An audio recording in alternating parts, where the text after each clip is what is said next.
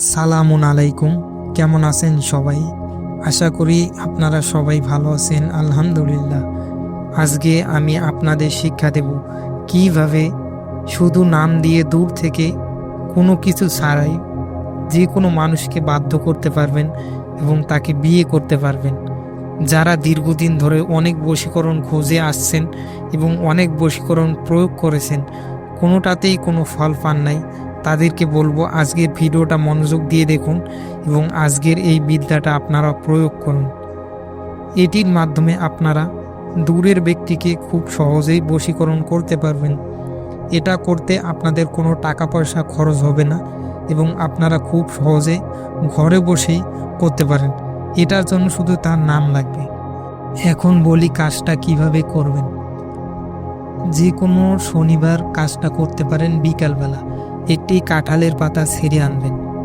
তো আনার পরে আপনি পশ্চিম দিকে মুখ করে বসবেন পাক পবিত্র অবস্থায়, সামনে আকরবাতি মোমবাতি জ্বালিয়ে। এরপরে সেই কাঁঠালের পাতায় আপনার নাম লিখবেন এবং আপনার নামের নিচে আপনি যাকে বশীকরণ করবেন বা যার উপরে এই ক্রিয়া করবেন তার নাম লিখবেন। এরপরে একটা সাদা খাতা নেবেন। সেই সাদা খাতার উপরে লাল কলম দিয়ে আমার দেওয়া নকশাটি লিখবেন। লেখার পরে নকশাটাই খাতা থেকে ছিঁড়ে নেবেন, নিয়ে আগুন দিয়ে জ্বালিয়ে দেবেন। আগুনে জ্বালানোর সময় অবশ্যই আপনি ৭০ বার লা ইলাহা ইল্লা আনতা সুবহানাকা ইন্নী কুনতু মিনাজ জালিমিন পাঠ করবেন এবং ৩ বার তওবা তথা আস্তাগফিরুল্লাহ এবং ৩ বার সাল্লাল্লাহু আলাইহি সাল্লাম পাঠ করবেন। এটি করার সময় অবশ্যই আপনি যাকে বশ করবেন তার কথা ভাববেন এবং নকশাটি লেখার সময় নকশায় কোনো নাম ঠিকানা কিছু দেওয়া লাগবে না। পরে নকশাটি জ্বালিয়ে দেবেন। জ্বালিয়ে দেওয়ার পর যে কালি হবে সেই কালি আপনি সেই কাঁঠাল পাতার উপরে নেবেন।